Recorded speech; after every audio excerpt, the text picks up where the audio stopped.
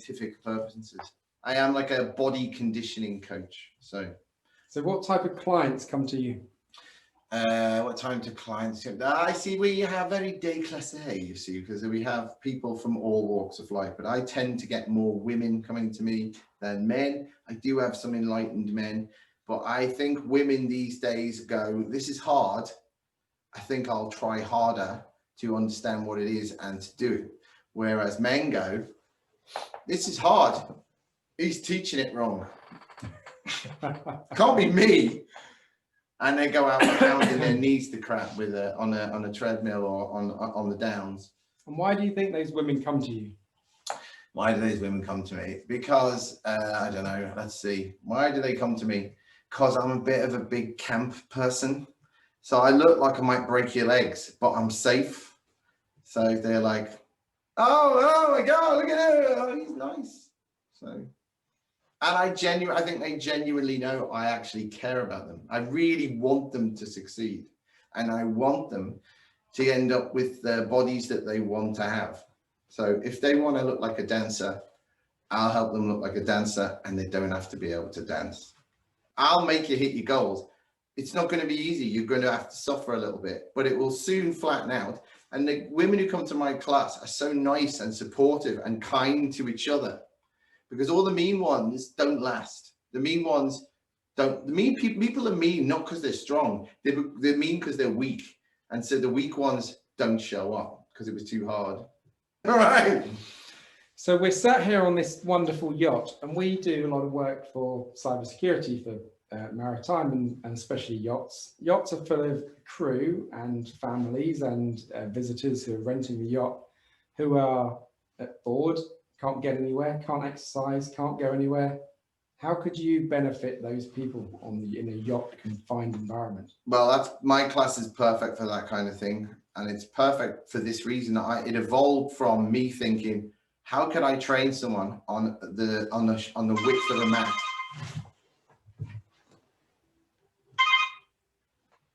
How can I train someone on the width of the mat with no equipment at all? So I train people in confined spaces all the time. So it came from the idea of, first of all, having a small studio where you were doing yoga-like exercises, but there was no room. So everyone is just on the width of their mats. I'm like, how can I make it as hard as possible and as effective as possible and get the best results in the smallest space possible? And now it's even better because now all I need is a camera, a laptop, and I can beam this out all over the world, and people can do it in a space the size of a door. So if you can imagine a door, a shadow of a door on the floor, that's how much space you need to use. And that's it. You can work out. You don't need any equipment. They don't need a gym or no equipment. You can do every single muscle in your body just from using the floor, body weight exercises.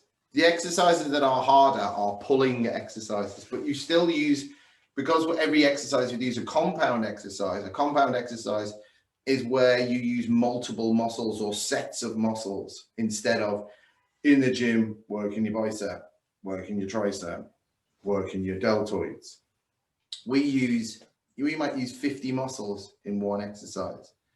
Whereas those people in the gym doing muscle isolation with big weights, they're not working the whole body or working the body as a whole. So if you are time poor, which everyone is these days, 45 minutes of my class is just pure conditioning of your legs, condition of your stomach muscles, conditioning of your back, conditioning of your obliques, conditioning between your shoulder blades, conditioning your chest and arms and every part of your body that you can think of. And then 15 minutes is just stretching afterwards.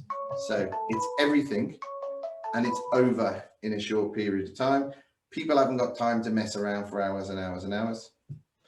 And you can get way more out of short, intense bursts of exercises on different zones of the body than you can out jogging for hours and hours and hours on end.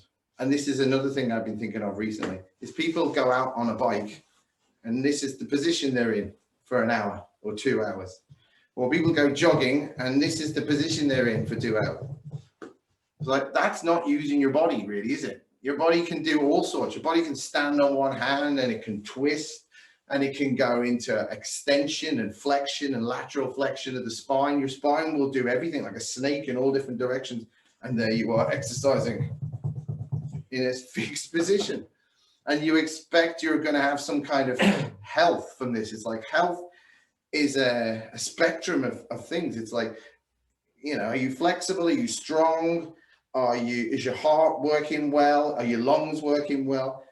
If you take just a slither of that and say, oh, I'm fit now, then you're going to have a problem.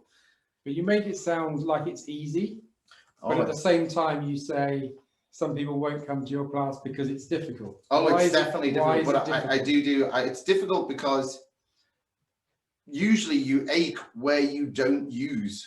So you ache in the places where you are weak. And most people don't use every single muscle in their body. But like God doesn't play dice, right? Your muscles are not there by accident. It's not like, oh, I've got these muscles, but I think God made a mistake, right? They're not, I don't use them. It's like, no, they're there because they do something to your shoulders, or they hold your ribs in a certain position, or your abdominal muscles and neck is held in a certain position. And this is why we work every single muscle in every single position, and stretch every single muscle, and condition every single muscle, and try and make the muscles work with other muscles. It's because you don't know why they're there. You don't even know what their names are or what their function is. But if we go through your whole body in spinal flexion, extension, rotation, lateral flexion, then we can work your spine in every plane of movement that it's capable of moving in, and your body starts to assume more of a dancer shape. Now, I know I'm not a dancer shape because two reasons. One, I come from a long line of ships, stokers in Liverpool. So my grandfathers and my great-grandfathers all did that all the way to New York. So they tend to be more like, they look more like they've come to break your legs than do a ballet with you. They don't need legs, they just need... No, well, my legs are the same length as a 5'1" woman, and my body is off a 6'5" man. And so the cold door is probably quite low. well, the cold door was that high, so they would lift the shovel up and put it through. It's horrible. It's like a half-size letterbox, and they had to do that all for 12 hours a day, all the way to New York. So your family have evolved. We have evolved to be Stoker size. To be Stoker size, yeah. And also, it's good, you know. We don't take up. We are heavy. I'm 15.5 stone, but I don't take up that much space. It's like a miniature fridge freezer, right? Put me in the corner. But I tend to have a signature shape that women end up who come to me, and that signature shape is they look like ballet dancers, or they look like yoga practitioners. They look strong and toned. Their body looks like it does a function rather than there's a kind of general fitness that people have where they look all right. This is like, but when you look at a dancer or a serious martial artist or a yoga teacher, they tend to have a utility, a function to their body that you can see from a distance. You're like, oh, that person's a dancer, or that person's a yoga. Look at the way that person carries themselves. And you can tell. Well, I can tell when the change happens, because they walk in. They may not even be overweight or out of shape when they come to me, but then their body changes. So could you tell, for example, if an Olympic runner came into your class for some advice? I've had gold medalists come into my class. And did you realise? No, in fact, I had Sally Gunnell in my I did an assessment on Sally Gunnell, and I didn't recognise her, and I thought, gosh, you look familiar. And I went through her body and went, a little bit of wear and tear in the joints here. If I was you, I'd stop running. I don't think you should do any running.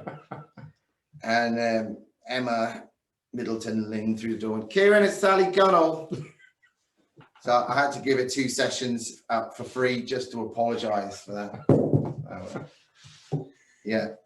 So, but last question. She apparently still speaks fondly of me, even though I thought she might at that point want to stab me for my insensitivity and lack of awareness. So last question. The last year has obviously been very different to most. Most people's habits have changed, and they're all sat at home eating cake and sitting in a chair most of the day. Have you seen any difference in your customers and how people's general fitness and posture is at home, seeing as they're not able to get out more? I know that everyone for the first 3 months put on a big load of weight, including me. And my wife, who's very slim, put on 2.5 stone and was mortified. And then I switched to a ketogenic diet, started lifting weights, started using gravity machines and all sorts of stuff like that, and fought against it.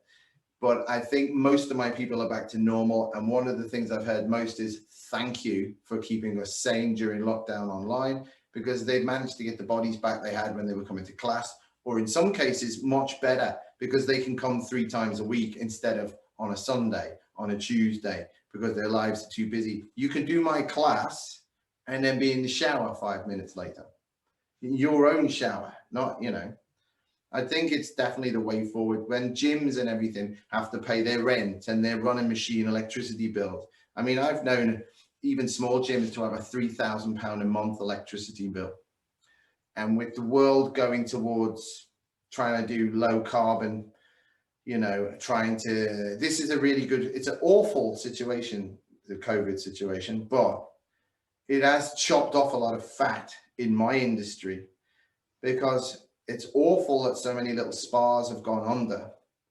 But if you can do what you do online and reach people, it's massless electrons flying through the air.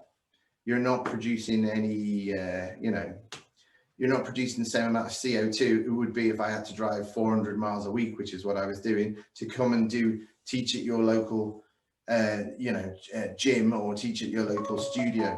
So. And your clientele, where are they? Are they all UK? Or now I've got clientele now. Berlin, Los Angeles, Madrid, the Algarve. I've had people join me from Mallorca, Menorca. I've had people in rural France join me. I've got quite a few people in rural France, actually. I've had someone in Singapore join the class, a lady in Perth join the class. And we've got them all over the world. There's people all over Britain as well doing. I've got someone in Cambridge, and I've had people from Liverpool join in. It's there's no barrier now to where I need to be or where they need to be for them to join the class. Only time zones. So the time zone is the only restriction. Germany. Germany. Yeah. You said mentioned Berlin. I've got a question actually about Germany. Go on. In the Rammstein song America, yeah, there's a line, I'm not quite sure what it means. It goes something along the lines of, America is wunderbar, Coca-Cola Wonderbra. Yes. What they did, do you know there what that means? Was they took the word wunderbar, which is German for wonderful, and then wunderbra, because everybody knows that secretly the Germans have a wicked, brilliant sense of humor and are not humorless. They've just got like a physics student. Do you know what I did there? I meant wunderbar, wunderbar. Very, very clever.